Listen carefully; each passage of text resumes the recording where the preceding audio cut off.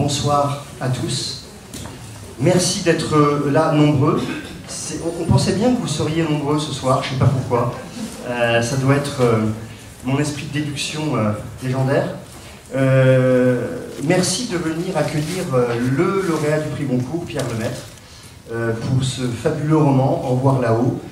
Je vais dire deux mots avant de commencer à lui poser quelques questions, et puis vous ensuite, hein, n'hésitez pas. Certains l'ont lu déjà? Oui, bon, donc vous allez pouvoir me remplacer par vos questions qui seront certainement meilleures que les miennes. Je voudrais quand même dire deux mots de l'histoire de notre rencontre avec Pierre Lemaitre, parce que on n'a pas décidé lundi soir de l'inviter aujourd'hui. Je pense que ça n'aurait pas été possible de toute façon, parce que ça devient un des hommes les plus pris de la capitale pendant quelques temps. Mais vous savez que les libraires, ils ont un gros défaut, ils lisent les livres. Et donc, nous sommes allés, un certain nombre d'entre nous, un certain nombre de mes collègues, sont allés à la réunion de présentation de la rentrée littéraire que fait Albin Michel, comme d'autres éditeurs.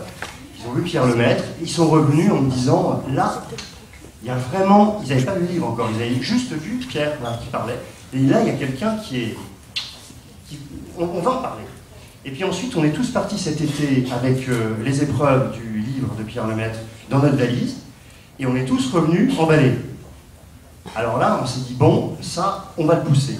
Et c'est là qu'on a décidé de l'inviter. En septembre, on n'a pas réussi à trouver de date du jeudi, parce que déjà, je crois que le livre commençait à prendre son envol.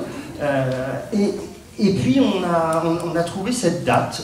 Et puis, le temps avançant, je vous avoue quand même que je commençais à me dire, tiens, c'est quelques jours après le prix Goncourt, je le sens bien. Entre-temps, on s'était retrouvés à notre émission sur Radio Notre-Dame, Vox Libri, qui était on a fait connaissance, en vrai. Voilà, et ce soir, Pierre est là, donc c'est super que tu aies bien voulu venir à la question. Je le fais vraiment très, très volontiers. Alors, on n'est pas un couple, hein, tous les deux. Voilà, c'est un tandem. Mais on s'est rencontrés autour de ce livre, autour de la rencontre. Donc, la première chose que j'ai envie de vous dire, c'est d'abord merci beaucoup de vous être déplacés. Moi, j'ai pas beaucoup de mérite, je me déplace que moi-même, mais vous êtes vous nombreux. Donc, merci beaucoup de vous être déplacés. Pour un romancier, avoir autant de gens devant soi, c'est pas si fréquent, et donc ça fait vraiment un grand plaisir. Je suis tout à fait ravi d'être avec vous ce soir. Alors, je vous ai dit, hein, nous avons aimé ce livre. Et c'est pas tous les ans comme ça avec le prix Goncourt. Nous l'avons aimé, nous l'avons soutenu. Vous, les clients habituels de la librairie, vous nous avez suivis dans notre coup de cœur, puisque c'est un livre qu'on a bien vendu depuis le début, depuis la rentrée. Donc merci de nous avoir fait confiance. Je trouve que c'est un roman formidable, parce que c'est un roman romanesque. On ouvre le livre à la première page, on ne le lâche plus. Il y a des personnages formidables. C'est un roman qui fait aimer la littérature. Je vois qu'il y a des jeunes du lycée Montaigne qui sont là. Donc voilà j'espère que vous allez tous le lire. Peut-être que certains l'ont lu. Parce que vous allez voir, c'est comme ça qu'on aime la littérature, je crois, en faisant ce genre d'expérience de lecture. Donc je tenais vraiment à le dire. Alors, juste un petit mot pour commencer. Pierre, comment ça va? Parce que c'est quand même un peu la faute. Ça, c'est une très très bonne question. C'est une très bonne question. Alors, franchement, j'aurais vraiment mauvaise conscience. Et ça serait vraiment indécent de dire aujourd'hui, oh, moi je suis pas bien, hein, je suis un peu fatigué. Hein, donc ça serait vraiment obscène.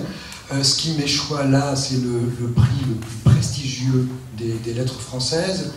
Donc c'est pour un roman un peu atypique. J'ai moi-même littérairement un parcours atypique, puisque je viens du roman policier. Donc il y a plein de raisons pour lesquelles c'était assez peu probable au début qu'on attribue à ce livre-là un prix aussi prestigieux.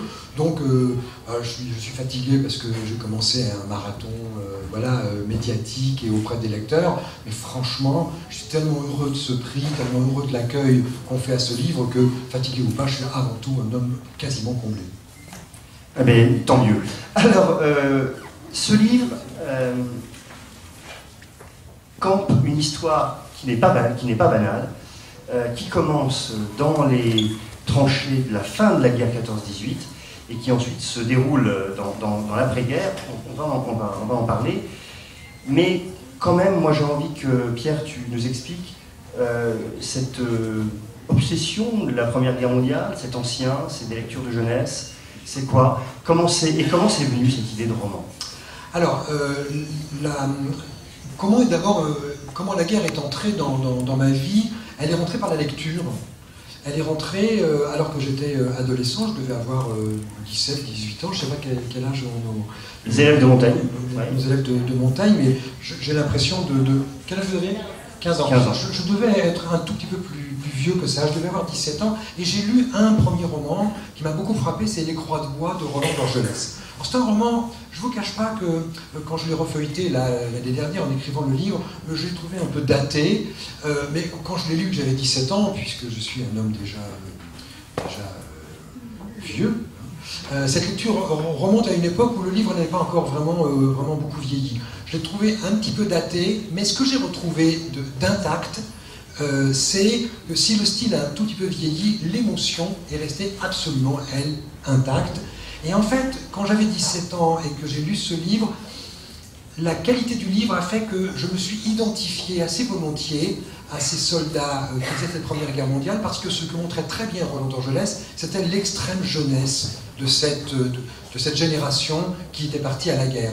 Et donc, quand vous avez 17 ans, c'est pas très compliqué de vous identifier à quelqu'un qui en a 20.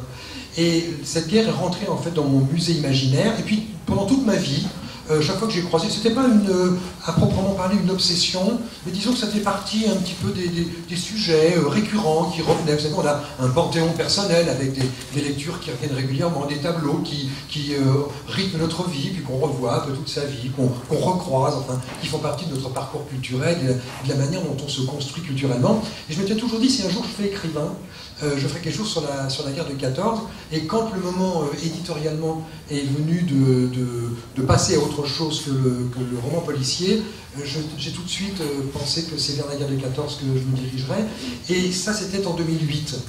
Et donc le livre normalement aurait dû être publié en 2009. Donc, je dis ça pour le cas où on me taxerait d'un calcul vraiment sardonique. C'est comme nous avec la date. Oui, voilà. On s'est pas laissé porter par les événements. Enfin, vous n'êtes pas aussi innocent que ça. Vous êtes des gens très rusés. C'est vrai. Alors, moi, je suis un homme tout à fait innocent. Et en fait, il aurait dû être terminé en 2009. Les hasards du calendrier éditorial m'ont contraint à le reporter. Alors, je vous mentirais, mais vous ne le répéterez pas, on est entre amis là, que quand même, je pense que le calendrier a un inconscient, et c'est bien dit quand même qu'en le reculant un petit peu, il ne tomberait pas trop mal. Hein. Mais en tout cas, ça n'est pas un roman de circonstance, voilà ce que j'essaie de dire. Alors justement, comment... Tu rappelais que tu es un écrivain qui vient du policier. Là, on appelle ça, dans le jargon, un roman de littérature générale. Moi, j'aime pas trop les catégories, parce que j'ai toujours pensé que le policier est de la vraie littérature à part entière. Mais est-ce que ça a changé pour toi quelque chose dans le travail d'écriture ou pas? Alors, je vais vous faire une confidence. Quand j'ai commencé à écrire, nous étions en 2005, puisque j'ai publié mon premier livre en 2006. Par parenthèse, je me retourne de nouveau vers le lycéen. Je ne suis pas un exemple, hein, je ne suis pas un modèle, mais je suis un bon spécimen du fait qu'on peut faire les choses à n'importe quel âge. J'ai publié mon premier livre à 56 ans, fait mon dernier bébé à 59 et le prix Goncourt à 62. Donc, vous avez la vie devant vous, profitez-en, et tout est toujours possible, il suffit d'être volontaire. Alors, cette parenthèse étant faite, en 2006-2005, quand j'ai voulu écrire, j'ai commencé par le roman policier pour une très mauvaise raison. Je pensais naïvement que ça serait plus facile. Voilà. Et je me suis très vite rendu compte que c'était une énorme bêtise, que vraiment c'était au contraire très difficile, sauf que voilà, j'étais parti, je me suis dit bon voilà, donc, et puis en même temps c'était ma littérature de prédilection, puisque en tant que lecteur, moi je viens de la littérature d'aventure, je suis un lecteur de Dumas, et donc c'est la littérature autour de Dumas qui a fait le lecteur que je suis, et le romancier que je suis devenu. Donc j'ai commencé par le roman policier, et je me suis rendu compte que je n'avais pas mesuré à quel point le roman policier est un genre à très forte contrainte. Ça paraît pas, hein, mais il vous faut, c'est tout bête, hein, mais des ingrédients qui doivent figurer, faute de quoi le lecteur, lui, sait très bien que c'est pas un polar. Un vrai lecteur de policier, vous pouvez lui raconter des carabistouilles et lui dire que les frères Karamazov, c'est un polar, lui, sait très bien que ce n'est pas un. Bon, hein, alors ça plaît aux profs d'université, etc. Mais Les Frères Karamazov, c'est pas un vrai polar au sens où il y a une attente de la part d'un lecteur de polar et il sait que dans Les Frères Karamazov, c'est autre chose de formidable, mais c'est autre chose. Et pour que ce soit un vrai polar, il faut respecter un certain nombre de règles du jeu. Il y a un contrat implicite. Quand vous achetez un polar, vous avez envie d'avoir un polar. Donc il vous faut un crime, une enquête, un enquêteur, des indices, une mécanique policière, des rebondissements, un suspense, un climax. Bon, je pourrais énumérer les contraintes. Et en fait, écrire un roman policier, c'est un énorme slalom permanent entre des contraintes qui sont des contraintes du genre.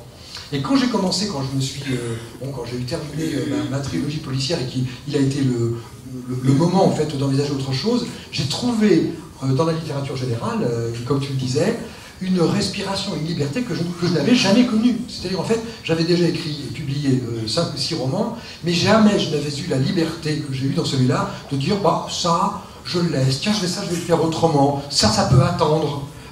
Bien ça finalement je vais le mettre à la fin. Dans une forme policière, ce qui est au début doit être au début, c'est pas la fin. Hein. Donc on passe de la figure imposée à la figure libre. Absolument, c'est exactement ça. Et alors, il y a quand même peut-être quelque chose qui a été, si ce n'est une contrainte, mais en tout cas qui a donné un cadre au roman, c'est qu'il y a quand même une vraie documentation historique. Parce que cette histoire, qui se passe donc autour de 2 survivants, dont une gueule fracassée de la Première Guerre mondiale, se passe dans un climat, dans une histoire qui a véritablement existé, avec une question la question qui s'est posée historiquement, des cadavres des soldats français, qu'est-ce qu'on fait de tout ça, la question des monuments aux morts. Là-dessus, il y a eu une enquête historique que tu as faite. Oui, alors, la difficulté que je me suis... la question que je me suis posée quand j'ai commencé ce roman, c'était de savoir où j'allais mettre le curseur de l'histoire. Je ne suis pas historien, moi je suis un gars, moi mon métier c'est de raconter des histoires, je suis un romancier. Et donc je ne suis pas un historien. Donc je ne voulais pas mettre le curseur trop loin du côté de l'histoire et devenir en fait un petit peu obsédé par l'exactitude historique, la qualité de la documentation, parce que j'avais le sentiment que j'y perdrais de la spontanéité de l'écrivain qui a la chance à un moment d'avoir un personnage qui peut faire des livres. Enfin, il y a une liberté du romancier que j'aurais peut-être perdue si j'avais été trop respectueux de l'histoire. Vous vous rappelez de la phrase de Dumas, à qui on reprochait d'avoir violé l'histoire et qui disait oui, mais en fait, vous avez fait de beaux enfants. Donc je me suis dit, ben voilà, je vais faire un peu comme mon maître, je vais essayer de faire un joli bébé avec l'histoire.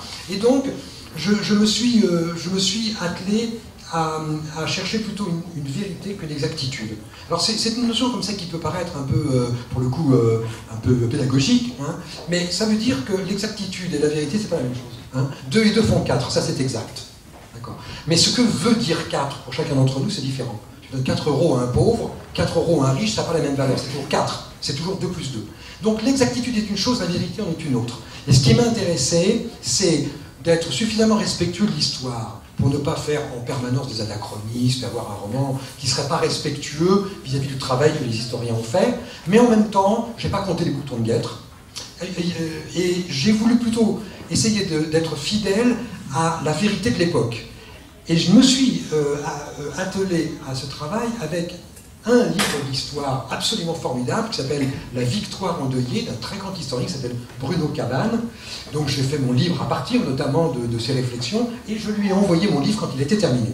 Et je ne vous cache pas, je lui ai envoyé, vous savez, avec ce genre de message faussement distrait, je vous envoie mon livre, si vous avez l'occasion de le lire. Et j'ai commencé à compter les heures, en me disant quand est-ce qu'il va me répondre et qu'est-ce qu'il va me dire. Parce que vraiment, ça aurait été une ruine intellectuelle s'il avait dit, mais écoutez, j'ai lu votre truc, c'est inepte. Vous voyez, c'est une connerie magistrale. Et en fait, il a eu la gentillesse de me dire, écoutez, vraiment c'est bien. Alors bon, dans les détails, on pourra en discuter, mais il était professeur à Yale, aux États-Unis.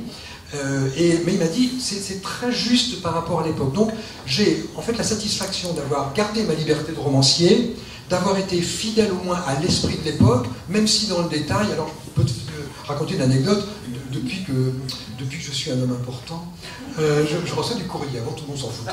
Moi, dans ma boîte aux lettres, je voyais même personne m'aimait auparavant. Mais maintenant, ça y est, les gens m'écrivent. D'ailleurs, j'ai reçu une lettre très très gentille d'un monsieur qui me dit « Monsieur, à la page 42, il commence à être comme ça, je te jure, j'invente rien. À la page 42, vous parlez d'une grenade offensive. ne s'agirait-il pas plutôt d'une grenade défensive? Alors moi, ça m'a plongé dans un gouffre, je me suis dit, mais qu'est-ce que je m'en fous? Alors j'ai failli lui dire, écoutez monsieur, j'écris pas pour les armuriers, hein, vous voyez, j'écris pas un livre de chasse, quoi, hein, mais en fait, ça allait être très gentil. C'est un monsieur simplement qui avait relevé un détail, et je lui ai répondu, écoutez, merci beaucoup de m'avoir signalé, d'ailleurs, dans la version poche, je vais le corriger, il n'y a pas de raison de laisser volontairement une erreur. Mais c'est dire que quand même, moi, j'ai eu besoin d'une grenade, et j'ai pris celle qui sonnait le mieux. Hein, voilà, mais en fait, c'est une bêtise historique. Mais c'est un détail qui n'est pas juste, mais je crois que les historiens ont reconnu que le fond et la vérité de l'époque est assez bien restituée.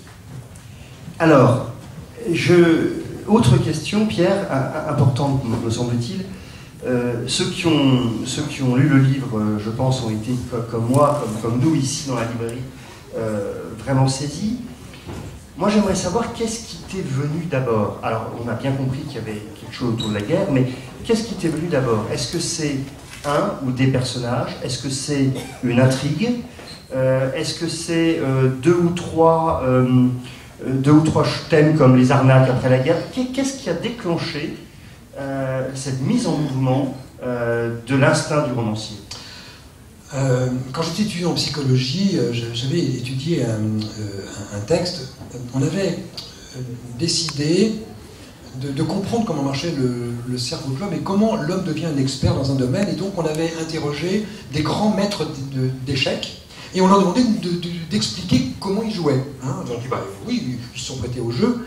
Et on s'est rendu compte très vite qu'ils étaient incapables d'expliquer pourquoi ils étaient des experts. C'est-à-dire qu'ils étaient passés à un moment où il n'y avait plus de réflexion, il y avait une sorte de vision du jeu, et ils étaient incapables de rendre compte de la raison pour laquelle ils prenaient telle décision stratégique plutôt que telle autre. Et pourquoi je te dis ça? C'est parce que si je veux jouer les importants, là, c'est facile, je vais faire une théorie, voilà comment je fais, mon roman, tout ça, je veux prendre très au sérieux. Mais vraiment, fondamentalement, je ne sais pas comment on fait. Je ne sais pas comment on fait, parce qu'on commence par plusieurs bouts, et à un moment, les bouts se rejoignent, et vous dites, ah, ça commence à stresser dans le bon sens. Là. Le tressage entre les éléments commence à être porteur, et vous vous dites, ah, peut-être qu'il y a une bonne histoire. Mais savoir vraiment, est-ce qu'on commence par ci, par ça, je vais donner quand même, je ne veux pas fuir la question, donc donner quand même un ou deux éléments. Mais vraiment, sur un roman comme celui-ci, savoir par quoi on a commencé, rendre compte d'une manière un petit peu rationnelle de la façon dont ça se passe, j'en serais vraiment incapable. C'est peut-être aussi l'un des charmes de ce métier, c'est qu'on ne sait pas vraiment comment ça marche. Alors, il y a quand même quelque chose, parce que tu as soulevé un problème qui est un problème technique, de technique romanesque qui est intéressant, c'est l'histoire et les personnages.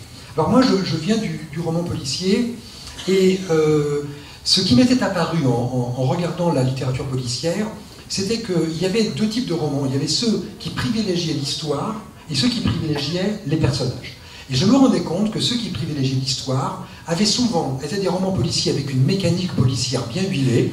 Le rebondissement tombait au bon moment, la surprise arrivait bien, les fausses pistes marchaient bien, donc le lecteur partait dans un faux truc, puis ah ben je me suis fait avoir. Bon, c'était épatant, sauf que ça tournait un peu à vide parce que les personnages n'existaient pas. C'est-à-dire qu'en fait on avait des gens, mais on s'y attachait pas vraiment. On s'attachait à l'histoire, à la manière dont elle était racontée, mais au fond on vivait pas l'aventure avec le personnage, on n'était pas avec lui. Et quand j'ai commencé à écrire un roman policier, je me suis dit, je vais essayer, j'ai testé le truc inverse, et non pas partir de l'histoire, mais partir du personnage. J'ai fait le pari que quand on a un bon personnage romanesque, il accouche naturellement d'une bonne histoire, et que l'inverse est moins vrai. Et donc là, ça a été la même chose. J'avais des bribes d'histoire, mon histoire de monument aux morts, on va essayer de raconter un peu l'histoire pour ceux qui ne savent pas du tout de quoi on parle. Hein, on va essayer de raconter le thème de l'histoire. J'avais des éléments, mais en fait, je n'ai pas commencé à faire le squelette de mon histoire tant que je n'ai pas eu de bons personnages. Et vraiment, j'ai tourné longuement autour des personnages au point que de temps en temps, je me disais, mais peut-être quand même que je commence à écrire. Hein. Et en fait, je me rends compte que il me semble que j'ai bien fait de m'attacher au personnage parce qu'un bon personnage, un personnage qui est un peu réel, c'est-à-dire qui est à la fois capable du meilleur et du pire, un personnage qui a des envies, des ambitions, mais des contradictions, qui a, qui est un peu comme chacun d'entre nous, hein, qui est capable à la fois du pire et du meilleur, et qui est un peu ballotté par les circonstances, qui est le cas un petit peu de toutes nos vies. Quand vous avez un vrai personnage, vous avez quand même des chances, plus de chances, de pouvoir l'habiller avec une vraie histoire. Et en fait, mes personnages me font bien vivre. Je vais prendre un exemple, hein, ça sera moins abstrait. J'avais besoin qu'il y ait un inspecteur des cimetières. Alors j'aurais pu dire, bon bah voilà, il me faut un inspecteur des cimetières, donc j'ai un inspecteur des cimetières, tout ça, un personnage, inspecteur des cimetières. Mais je me suis dit, bon mais cet inspecteur des cimetières, c'est qui? Et j'ai inventé un personnage grâce à Louis Guillou, alors peut-être on aura l'occasion de dire un mot du grand Louis Guillou, du immense Louis Guillou. Et donc, clin d'œil à Louis Guillou, j'ai emprunté les traits à un personnage de lui qui m'a donné le début du personnage que j'ai finalement fabriqué, qui s'appelle Joseph Merlin. Et le personnage, vraiment, moi je l'adore, je trouve que c'est un super personnage romanesque. Excusez-moi, c'est très arrogant de dire ça. Mais bon, il y a des trucs. Je suis d'accord. Je suis d'accord. C'est un beau personnage romanesque. Bah tiens, petite chose. C'est bien aussi de temps en temps d'être content de ce qu'on a fait. Il ne s'agit pas d'être trop fier de soi, d'être arrogant, mais de temps en temps, c'est nécessaire dans la vie de se dire bah ça c'est pas trop mal fait. Tu vois, la fausse modestie, c'est pas payant. L'immodestie n'est pas payante non plus. Enfin, bon, il faut être capable de se dire de temps en temps qu'il y a des choses dont je suis content. Et ce personnage, bah, ça fait partie dans le roman des choses dont je crois je peux être content. Et le personnage était tellement épatant qu'il a changé l'histoire. Et l'histoire est devenue meilleure grâce au personnage. Et je crois que l'inverse n'aurait pas forcément été fait. Alors c'est vrai, moi j'ai ressenti, et je crois que les libraires qui ont aimé ce livre ici, on a ressenti qu'il y avait des personnages qui nous faisaient vibrer, et que c'était eux quand même qu'on suivait. Et ils sont... Alors il y a un vrai salaud quand même, oui, mais tous les autres sont pas tout blanc, pas tout noir. C'est vraiment de la patte humaine. Hein. Oui, tout à fait. Alors, je voulais... On va pas vraiment raconter l'histoire, mais quand même, on va quand même dire d'autres choses. Ça commence à la fin de la guerre, on est à 10 jours de l'armistice, et c'est un peu dommage parce qu'à 10 jours de l'armistice, il se passe des catastrophes. Il y a une offensive qui est menée pour des raisons pas très nettes, il ne faut vraiment pas trop déflorer, donc je ne vais pas en dire plus, et qui précipite dans le chaos 2 soldats qu'on va suivre ensuite dans l'après-guerre. Et ce que je voulais dire, c'est que le premier chapitre du livre, pour moi, est d'une force inouïe. J'ai dit ça à beaucoup de gens à qui j'ai parlé de ton livre, depuis que je l'ai lu. J'aurais dit c'est l'équivalent du début du Soldat Ryan de Spielberg au cinéma. C'est-à-dire que tu t'en prends plein la gueule, et tu sais plus si tu es dans le livre ou si tu es le lecteur qui est en train de le lire. Moi, ça m'a... Et j'ai relu le livre une deuxième fois. Ça marche encore. Ça marche très très bien parce que comme je te revoyais aujourd'hui, je me dis il faut quand même que je le relise pour que ce soit encore plus frais. Et tout le livre d'ailleurs, ce matin j'étais comme ça dans le train en venant. Voilà. Cette scène-là, comment ça vient? Parce qu'elle est super réussie. Je peux te dire exactement comment ça vient. Là au moins ça, je peux répondre à ça. Hein. Bon. Je voulais faire un livre non pas sur la guerre mais sur l'après-guerre. Mais ça me pose tout de suite un problème technique qui est, si je veux que le lecteur soit dans le livre, avec les personnages, qui vivent l'aventure, il faut lui faire vivre physiquement, charnellement quelque chose, et il faut le mettre dans la guerre. Donc c'est un roman qui se passe pas pendant la guerre, sur lequel il faut quand même qu'il y ait des éléments de guerre. Donc c'était compliqué. Donc la solution la plus économique, c'était de commencer le roman dans les 10 derniers jours de la guerre, ce qui me donnait en plus un tremplin narratif assez épatant. Les derniers jours, tout le monde se dit oh, peut-être que je vais en sortir vivant, ça fait 4 ans et demi que je suis près de mourir, et à 10 jours, on n'est pas très fan de monter au front. On se dit, c'est vraiment... D'ailleurs, le personnage nous dit, hein, mourir le dernier, c'est comme mourir le premier, il n'y a rien de plus con. Donc lui, il ne veut pas, hein, ils veulent pas. Alors donc, je le situe à la fin de la guerre, et je fais une scène de guerre, et le but de cette scène de guerre, c'est de proposer, en quelque sorte, au lecteur de s'immerger dans le roman. Et je peux te dire exactement comment je l'ai fait. J'ai fait 22 versions. J'ai fait 22 versions du premier chapitre. Et je savais que je ne pourrais pas continuer le livre si le premier chapitre n'était pas, à mes yeux, assez réussi. Et le cahier des charges était simple. Il fallait que, dans mon idée, hein, dans mon imaginaire, après ça marche pas, hein, c'est pas une science exacte, je voulais que, autant que faire se peut, que ce soit un lecteur, que ce soit une lectrice, que ce soit un jeune lecteur, un lecteur plus âgé, je voulais qu'il soit dedans. Et donc, j'ai mis mon personnage dans un trou d'obus et j'ai essayé de faire descendre le lecteur avec lui. Et c'est pour ça que tu as tout à fait raison de parler du Soldat Ryan, puisque Spielberg met sa caméra sous l'eau et on est sous l'eau avec le personnage. Et j'y ai pas pensé, et c'est toi qui m'as fait penser à ça. Et quand tu me l'as dit, je me suis dit, mais c'est exactement la technique narrative que j'ai utilisée, je n'y ai pas pensé, mais je pourrais tout à fait revendiquer cette filiation. Et donc, j'ai mis mon personnage dans un trou d'obus et j'ai mis le lecteur avec. Et pourquoi? C'est en me disant, bon voilà, quand il va sortir du trou d'obus, le lecteur, le personnage, après on voit, hein, le lecteur vaut mieux qu'il continue le livre. Hein. Il a payé 22 €, tout ça, c'est bon. Hein, on ne va pas se moquer de lui. Donc, il faut que le personnage, que le lecteur sorte vivant de la lecture. Hein, c'est quand même. C'est mieux. Hein, c'est mieux. S'il veut le relire. Ouais, s'il veut l'offrir, ouais, c'est ça. Donc il faut que le lecteur, quand il sorte, il soit dedans, il soit avec le personnage, qu'il le comprenne, mais qu'il le comprenne dans un ressenti. Il ne faut pas que ça soit abstrait, il ne faut pas que ça soit purement intellectuel, il faut vraiment qu'il ait vécu une expérience de lecture, ce serait idéal. Alors c'est très prétentieux ce que je dis, c'est en tout cas ce que j'essayais de faire. Après, il y a des lecteurs sur qui ça marche, bon tu as la gentillesse de dire que sur toi ça a bien marché, il y a des lecteurs sans doute, bien vraisemblablement, qui vont me dire, bah oui, pour le chapitre, moi, c'est normal. Mais tout le monde n'a pas aussi bon goût que les libraires de la procure. J'ose pas dire que c'est vrai, parce que là je vais passer pour un affreux prétentieux. Mais en tout cas, voilà, l'idée c'était, je voulais faire un premier chapitre assez fort, et donc j'en ai fait 22 versions. Et j'étais assez déprimé jusqu'à la 21e. Comme la bataille de Marignan, hein, je crois qu'il a fallu 21 ou 22 charges à François Ier pour la gagner. Alors disons, François Ier maintenant... Ah ouais, non mais, ah non, mais là, les chevilles commencent. Faut que j'arrête là. François Ier et le gros coup, vous imaginez?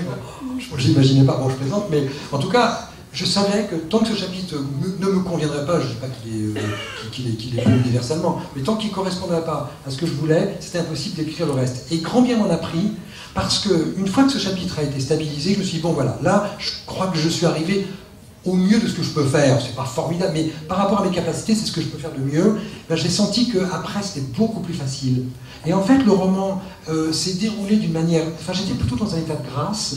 Hein, c'est un état de grâce qui dure un an, hein, quand même. Hein, il faut 2000 heures pour faire un bouquin comme ça. Mais malgré tout, je peux dire que j'avais mis le pied sur le bon rail, c'était la bonne direction, et je ne prétendrai pas que ça a été facile tous les jours, mais il me semble qu'à partir du moment où vous êtes parti sur le bon pied, ça change beaucoup de choses.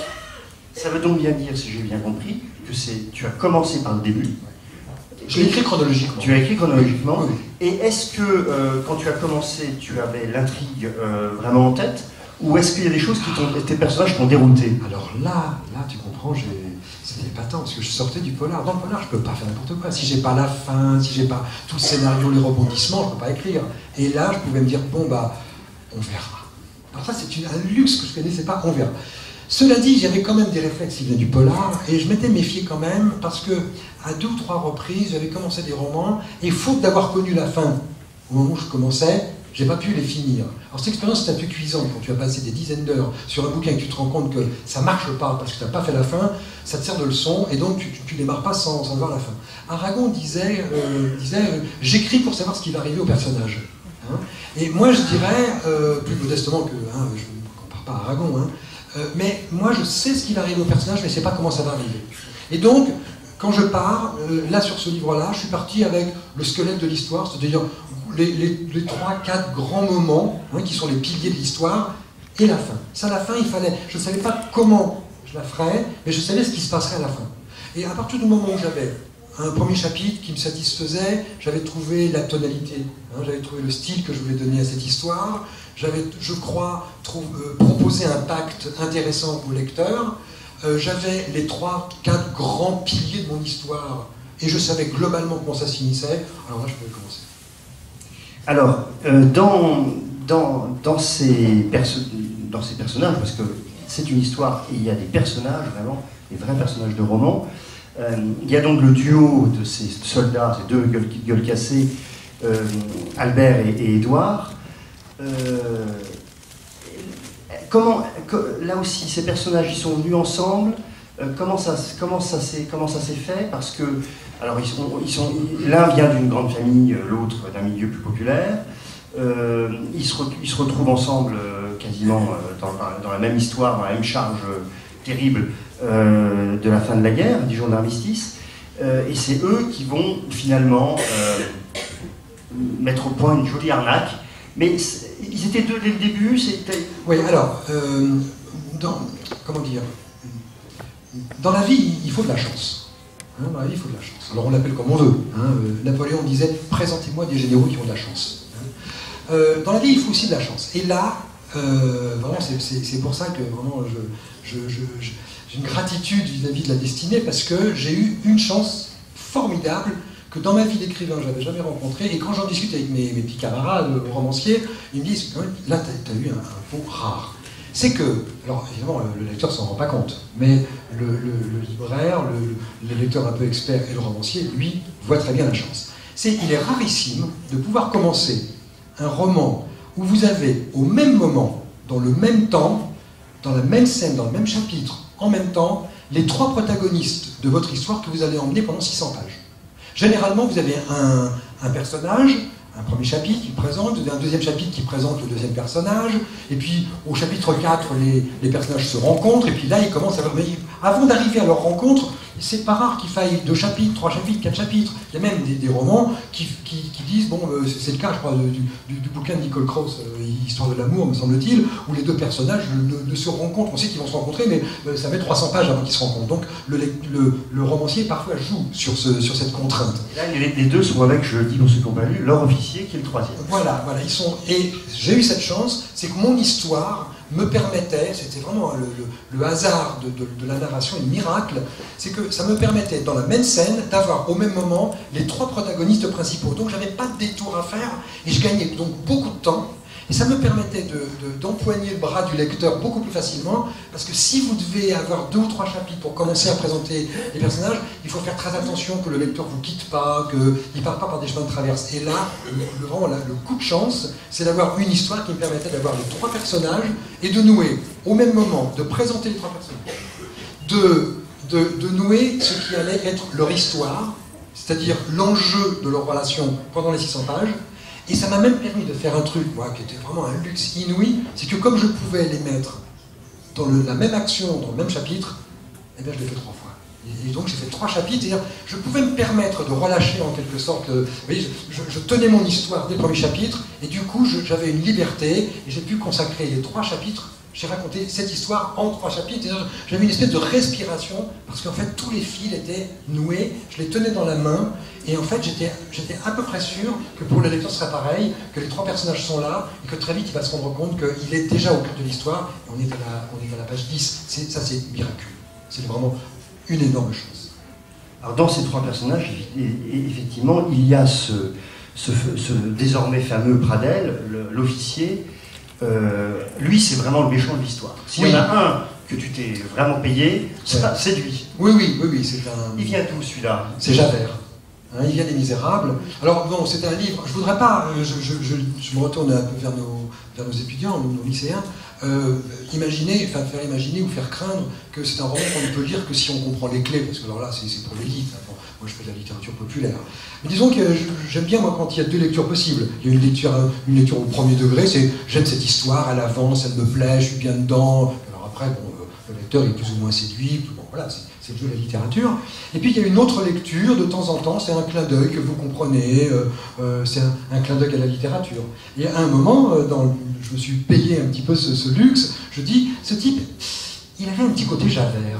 Bon, voilà, j'ai mis la graine. Alors le lecteur va très vite comprendre qu'en fait, je joue sur le mythe du méchant dans Les Misérables. C'est-à-dire, Javert est un type tellement épouvantable qu'il suffit que vous prononciez son nom pour qu'immédiatement la chaîne associative de toutes les images qui sont reliées à lui vous apparaissent immédiatement. Donc je voulais faire un personnage qui serait un petit peu un Javert de l'époque, c'est-à-dire un vrai méchant jusqu'au bout. Et du fait que Victor Hugo, lui, avec Javert, lui avait accordé un moment de rédemption à la fin, ce qui est très étrange dans Les Misérables de Victor Hugo, puisque Javert, qui est un vrai méchant, est saisi par la bonté de Jean Valjean, et au fond, cette bonté le conduit au suicide, tellement il est désemparé de se rendre compte que sa vie, il est passé complètement à côté de sa vie, et que d'un seul geste, la rédemption lui est offerte par un homme plus généreux que lui. Et donc là, c'était un modèle indépassable. Donc j'ai dit, moi, je vais faire autre chose, je vais faire un salaud qui reste un salaud jusqu'au bout. C'est un luxe formidable. C'est-à-dire, en fait, j'ai fabriqué le type que je détesterais le plus au monde. Voilà. Mais c'est réussi, parce qu'on n'a pas envie de dîner avec lui. Ça c'est clair. Alors, en revanche, par exemple, dans Les 2 soldats, alors on ne va pas raconter toute l'histoire parce qu'il faut que vous découvriez, mais il y en a un qui s'appelle Édouard, qui va finalement subir ou devoir adopter un changement d'identité, vous verrez pourquoi. Et puis il y a son copain Albert. Alors lui, qui est un personnage assez truculent, populo, il y a de la bonté chez lui, en même temps il y a un bon petit côté magouilleur. Là, il y a une sorte... Et il est malgré tout cohérent. Est-ce que tu as beaucoup pensé à ce personnage pour lui donner cette cohérence? Albert, c'est le personnage emblématique du roman, puisque c'est le personnage principal du livre. C'est lui qui ouvre le livre, c'est lui qui va le fermer, et c'est autour de son itinéraire que l'ensemble de l'histoire va se raconter, en quelque sorte. Alors, tant pis... J'ai l'impression qu'on parle beaucoup de cuisine littéraire là. Hein. J'ai l'impression que je fais de théorie. Ouais, mais je ne veux pas qu'on raconte l'histoire. Ça vous ennuie pas un peu trop là quand même? On fait beaucoup de théories là. Je crois pas que c'est. En fait, tu sais, c'est comme avec les grands chefs étoilés, on aime bien voir le dessous des cartes. Ouais, et comme on fait là. Voilà. Bon, et puis vous lancez une fumée bleue pour dire que ça vous ennuie, voilà. Bon, juste à le livre, il y en a plein ici. C'est pas un roman historique. Hein. C'est un roman qui se passe en 1920, mais c'est pas un roman historique. Dans un roman historique, pourquoi je dis ça? C'est parce que dans un roman historique, ce qu'on appelle vraiment un roman historique, c'est un roman dans lequel les personnages de fiction vont notamment rencontrer des personnages de la réalité historique. C'est le cas de Dumas. Hein. Vous avez Louis XIII, Mazarin, Richelieu, machin. Bon, ça c'est du roman historique. Et la deuxième qualité pour faire un roman historique, c'est également la notion de l'exactitude, avec laquelle naturellement le père Dumas, qui pouvait tous nous mettre, c'était un génie, peut tous permettre, lui a pris toutes les libertés, mais enfin, normalement, un vrai roman historique, il est exact dans la description historique. Et moi, c'est rien de tout ça. Hein. Ça serait, si ce roman devait relever d'une catégorie, il relèverait de ce qu'on appelle le roman picaresque. Alors, en deux mots, c'est quoi le roman picaresque? C'est un roman qui va naître aux alentours du XVIe siècle et qui raconte les aventures d'un personnage qui généralement est issu des couches les plus modestes de la société et qui, face à une société dans une situation d'injustice, se voit contraint de devenir un voyou pour tirer son épingle du jeu et pour survivre. Le prototype dans notre littérature, c'est Figaro. Hein, le Figaro de Beaumarchais, ce qui est un truqueur, il est malin, mais enfin, c'est un type qui n'arrête pas d'essayer, au fond, de survivre dans une société dans laquelle c'est pas facile quand on n'est pas un noble et qu'on n'a pas la richesse. Alors, le modèle, c'est Figaro. Alors, je reviens, tu vois, je fais un petit détour pour essayer d'expliquer les choses. Comme je voulais faire un roman picaresque, j'avais besoin d'un héros picaresque.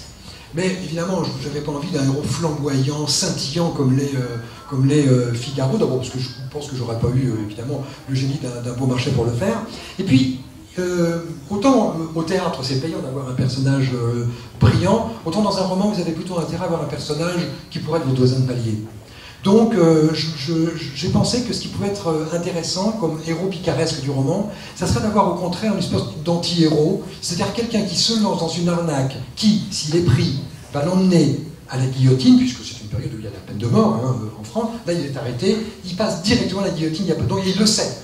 Et il va le faire quand même en transpirant à grosses gouttes pendant tout le temps, parce qu'il est extrêmement peureux, et en fait, il fait un truc qui est fondamentalement contre sa nature, et il le fait par amitié et pour payer sa dette à son camarade qui lui a sauvé la vie. Et je trouvais que ça, on avait là quelque chose de, me semble-t-il, très humain. Nous sommes, je crois, dans nos vies, souvent contraints de faire des choses un peu contre nous, parce que nos valeurs sont parfois plus fortes que nous. Et lui, là, cette valeur, je veux payer ma dette à Édouard, fait qu'il n'a pas du tout envie de malhonnête, mais il le devient. Il n'a pas du tout envie de risquer sa tête, mais il va la risquer.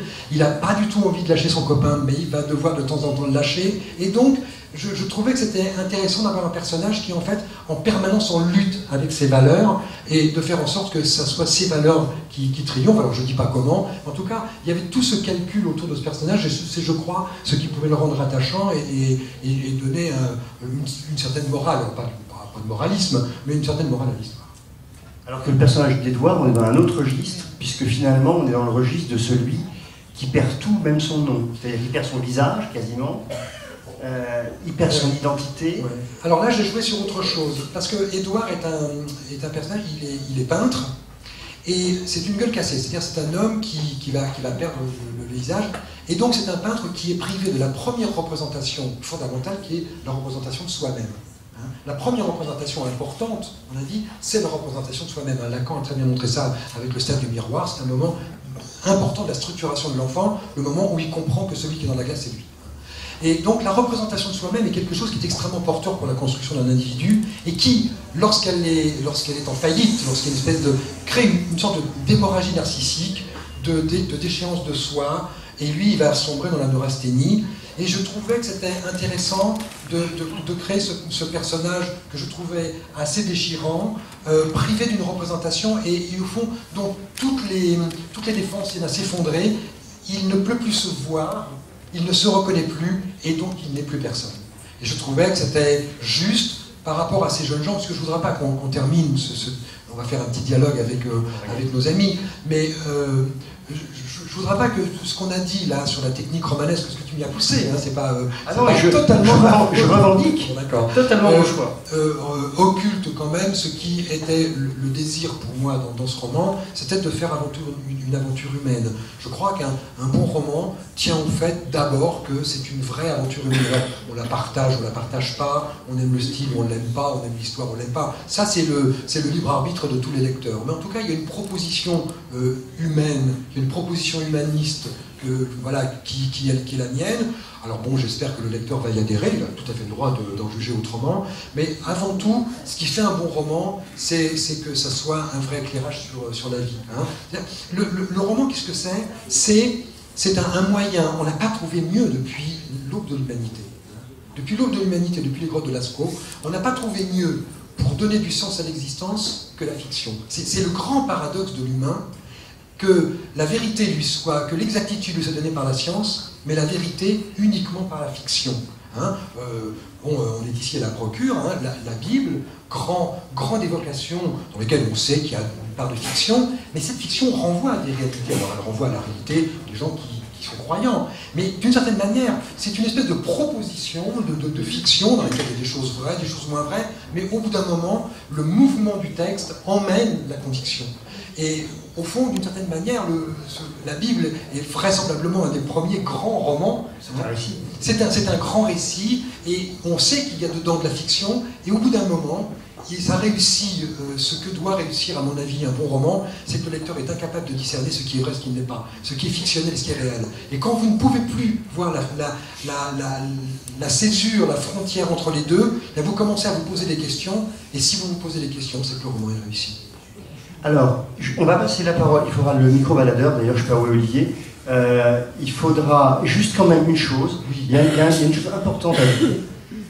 C'est un roman aussi social, c'est-à-dire que la question des statuts sociaux et la question centrale de l'argent, comme passion dévorante, est tout de même, moi je crois, au cœur du roman, et c'est ce qui fait, et je crois que ça a touché beaucoup de lecteurs et ça a touché les libraires ici, c'est ce qui fait qu'il y a aussi cet humanisme, il y a ces personnages, mais il y a quand même cette histoire que l'argent est comme la guerre dévore. Oui, tout à fait. La question de l'argent est un des grands thèmes, enfin un des thèmes importants du livre, et la dimension sociale du livre, elle me paraissait d'abord résider dans la ressemblance entre cette période du 1920 et la nôtre. Alors, évidemment, ce serait absolument absurde intellectuellement de comparer la France des années 20 avec la France d'aujourd'hui. C'est une comparaison qui serait totalement idiote, à tout point de vue. En revanche, ce qui est frappant, c'est que sur le plan social, les années 20 nous proposent de curieuses résonances avec le temps d'aujourd'hui. Alors, j'en prends simplement une ou deux pour illustrer le propos. Au fond, dans les années 20, le système social est en panne. C'est-à-dire que la France sort d'une guerre qui l'a laminée, dans laquelle elle a laissé toutes ses forces vives. Le système social est incapable de faire de la place aux plus démunis, ceux qui sont laissés sur le bord de la route. C'est un petit peu ce qui se passe aujourd'hui, on est dans une guerre économique, bon, c'est pas la guerre des 14, c'est une guerre économique, il y a des gens qui sont sur le bas côté de la route, et le système social peine à redonner des chances à ces gens, c'est une population qui n'a pas démérité, les soldats de la guerre, ils ont fait une guerre épouvantable, pendant la bataille de la Marne, ils tombent 6 obus au mètre carré, c'est-à-dire entre mon libraire et moi, là, il y a 1 mètre, il y a 6 obus qui tombent, 6 obus en moyenne, et il y a des gens qui vont survivre à ça. Ils ont gagné cette guerre, et quand ils reviennent, on leur propose 52 francs ou un manteau. Vous voyez, c'est une population qui n'a pas démérité, un peu comme la plupart des chômeurs, ils n'ont pas démérité, ils sont sur le bord de la route, et le système social a du mal à leur faire de la place. Et donc, il y avait ces résonances, ces jeunes gens sont en situation de précarité, ils sont à la limite de l'exclusion, en fait ils sont les ancêtres de nos nouveaux pauvres. Et il me semblait que c'était intéressant de montrer, au moment où on va commémorer cette guerre, de montrer que ces résonances sociales, elles sont de notre responsabilité. Hein, c'est notre responsabilité humaine et sociale de faire que chacun d'entre nous ait une place juste dans le monde dans lequel nous avons la responsabilité d'exister. Merci Pierre, c'est à vous. Il y a un micro qui peut circuler. On se donne un quart d'heure de questions. Donc n'hésitez pas. Monsieur, à vous. Bonjour.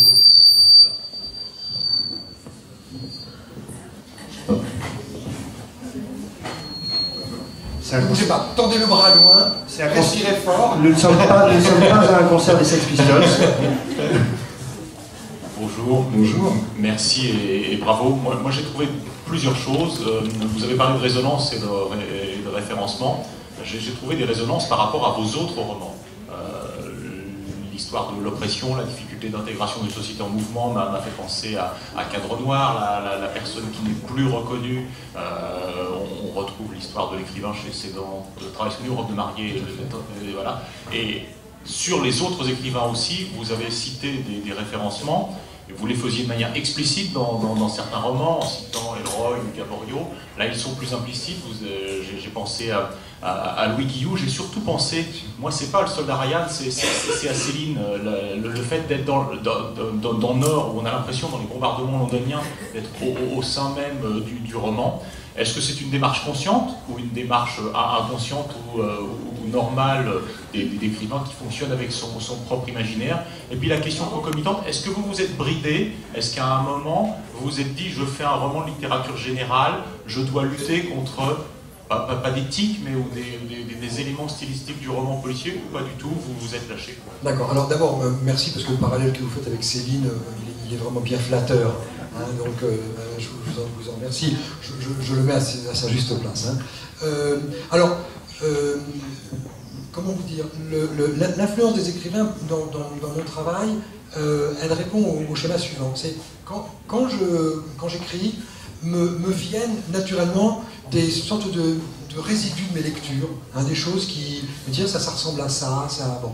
Et donc, chaque fois que je trouve cette ressemblance, je la cultive. Au lieu de la mettre à part en disant bah non, faut essayer de trouver quelque chose de plus original, au contraire, je l'accueille. Hein, je fais bon accueil à toutes les références. Et pour reprendre la référence célinienne, elle est juste, peut-être pas tout à fait sur le terrain sur lequel vous l'avez mis.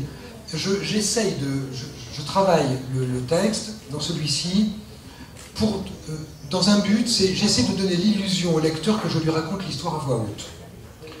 Donc ça c'est mon travail de style. Donc je fais des ruptures qui sont comme des ruptures à l'oral, et ça vient de Céline. Ça c'est la grande leçon célinienne, c'est-à-dire cette capacité extraordinaire qu'il a et qu'il nous a appris, qu'il a apporté à la littérature mondiale, c'est ce passage de l'oral à l'écrit dans lequel la littérature peut naviguer en toute liberté. Donc ces références, elles jouent de cette manière-là, et vous avez tout à fait bien vu avec la référence célinienne. Votre seconde question portait sur... les analogies avec le oui, d'accord, voilà. Bon. D'accord, je comprends. Oui, plutôt réfréné. Alors j'ai fait le pari que un certain nombre de savoir-faire, de techniques du roman policier pouvait assez bien aider un roman qui ne soit pas un roman policier à fonctionner et que ça le rendrait intéressant. Par exemple, j'ai pensé que le rebondissement, c'est un truc que... Bon, il n'y a pas que dans les romans policiers qu'on les aime. Hein, on les aime aussi dans d'autres types de romans. Le mystère, la surprise. Et donc, je me suis dit, voilà, chaque fois que je vais trouver une technique sous ma plume qui vient du roman policier, je dois me poser la question de me dire est-ce qu'elle a sa place ici? Et je me suis rendu compte qu'elles avaient souvent leur place. Et donc c'est la raison aussi pour laquelle ce roman emprunte beaucoup à la rythmique du roman policier. C'est que vraiment, pour répondre à votre question, j'ai accueilli ces techniques loin de m'en défendre. Chaque fois que j'ai pensé qu'elles pouvaient servir à l'émotion, qu'elles pouvaient servir à l'histoire, eh bien je les ai utilisées sans vergogne. Merci. Madame, question, le micro.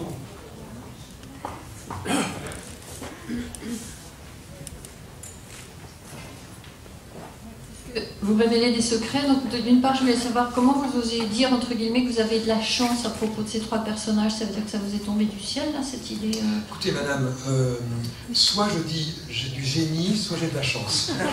Alors j'ai préféré dire la chance, parce que en plus, vraiment fondamentalement je le pense. C'est que, comment vous dire, quand vous fabriquez une histoire, c'est vraiment un coup de chance lorsque le hasard a fait que cette histoire, telle que vous l'inventez, vous vous rendez compte qu'elle a les qualités narratives que vous auriez cherché en vain pendant 100 ans sans les trouver. Donc je pense vraiment sincèrement qu'il n'y a pas de la fausse modestie dedans, ce que je ne trouve pas bien le mot pour l'exprimer.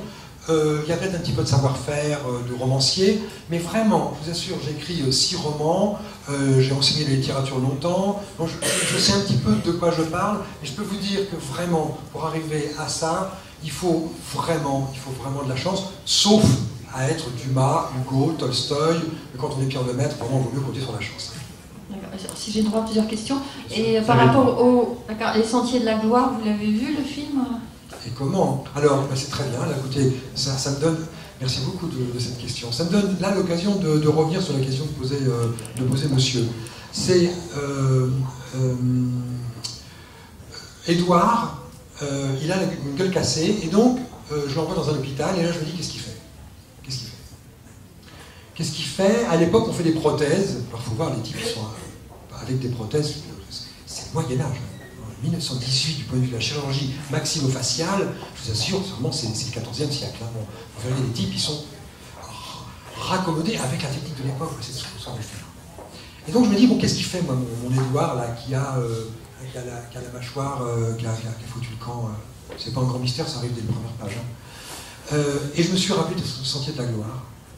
Et je me suis rappelé de Stanley Kubrick, et dans Les Sentiers de la Gloire, j'avais été frappé, lorsque j'avais vu le film, j'avais été frappé de cet homme qui demande à être exposé dans les cirques. Hein, il a plus de bras, plus de jambes, enfin c'est vraiment un organisme à peine vivant, mais conscient, et il demande à être exhibé dans les cirques comme étant l'exemple de ce à quoi conduit la guerre. Et j'avais été vraiment extraordinairement frappé par cette image, et c'est pas Les Sentiers de la Gloire, pardonnez-moi, c'est Johnny Got His Gun. Hein, Johnny s'en va en guerre. Mais ça vaut, la métaphore va valoir, vous allez voir pourquoi. Et je me suis posé la question avec ce film en me disant, mais qu'est-ce que fait Édouard? Et donc, c'est ce qui m'a permis de réfléchir à la stratégie du personnage et à faire en sorte que Édouard prend la décision que, par contre, je laisse là au lecteur le soin de découvrir. Alors, ma réponse, pour revenir à votre question, c'est Les Sentiers de la Gloire, ça a été plutôt là un exemple que j'ai voulu éviter, parce que je ne voulais pas traiter de quelque chose qui avait déjà été beaucoup traité, qui était la manière dont les officiers ont conduit des soldats à monter au front avec un pistolet dans le dos. Mais je m'en suis quand même servi, puisque dans la première scène, il y a quelque chose qui emprunte à cela, je vous laisserai le découvrir. Donc vous avez doublement raison, d'abord parce que Sentiers de la Gloire, il y a eu quelque chose que j'ai revisité là, et ça me donne une autre occasion de montrer un petit peu comment j'ai travaillé, c'est-à-dire chaque fois qu'il y a une référence, je l'accueille, et je l'accueille avec plaisir, avec reconnaissance, et j'essaye après de faire quelque chose avec ma musique à moi, avec mes mots à moi, avec mon style. Alors bon, c'est bien, quoi. Alors, derrière... Attendez, on va peut-être demander... Il y a peut-être... Oui, d'accord, mais juste, et par rapport, vous avez lu des livres des médecins militaires Non, j'ai regardé des photos, je suis allé au musée de la médecine militaire. La médecine militaire est à la médecine, ce que la justice militaire est à la justice.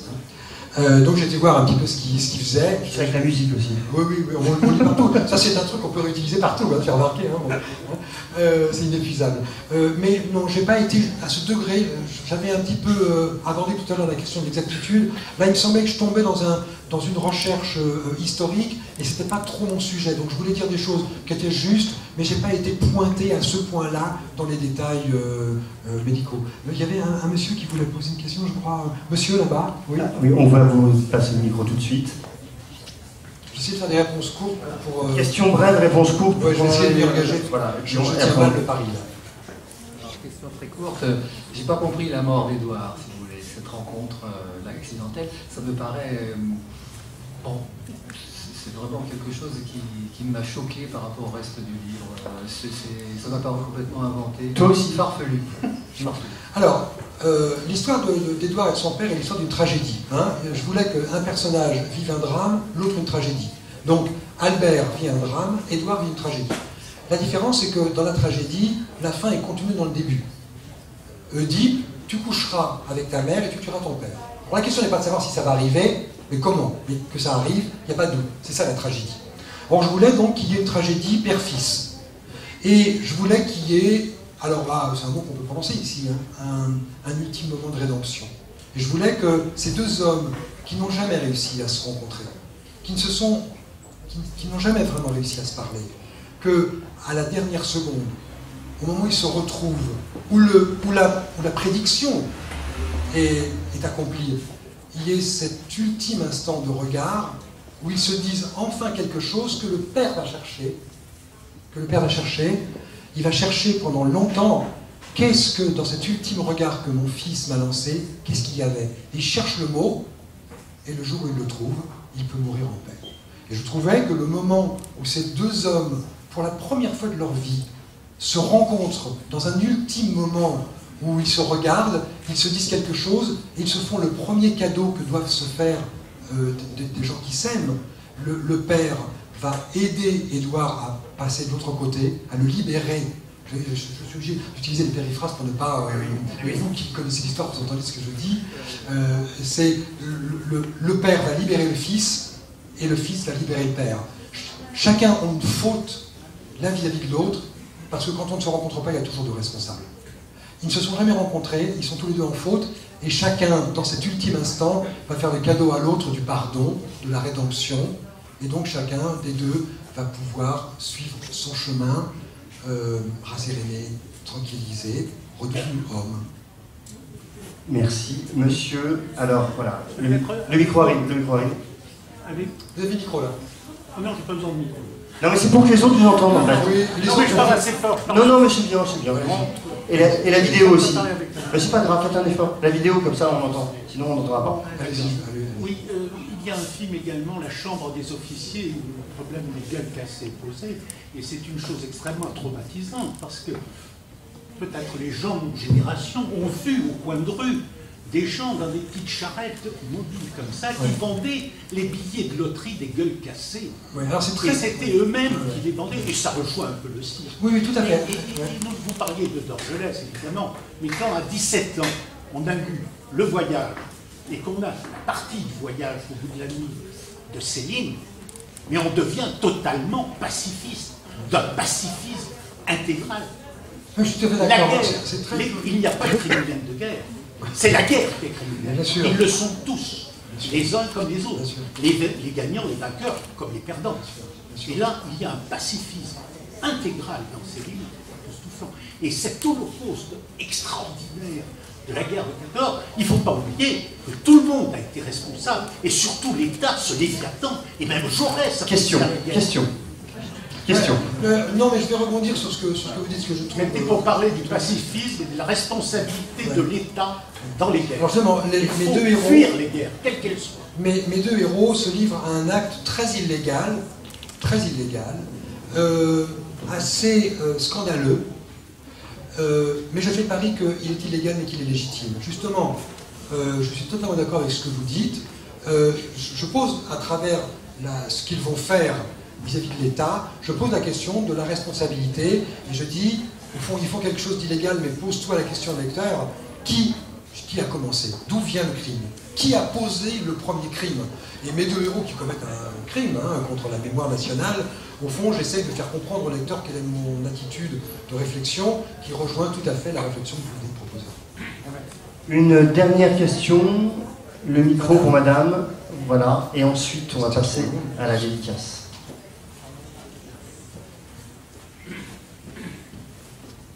Donc la question ne porte pas sur votre roman, que je n'ai pas encore lu, mais seulement sur vos recherches que vous avez pu faire dans les annales à Douaumont ou à Verdun.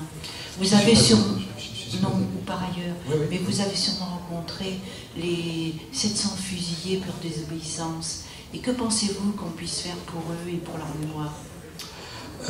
J'ai le sentiment que ce sont les grands réhabilités de l'histoire depuis une quinzaine d'années. très longtemps, ces phénomènes, ces scandales ont été occultés de l'histoire. Et je crois qu'il faut rendre hommage à nos historiens, que depuis une quinzaine d'années, ils ont très bien travaillé ça. D'ailleurs, aujourd'hui, quand vous en parlez, tout le monde sait de quoi vous parlez.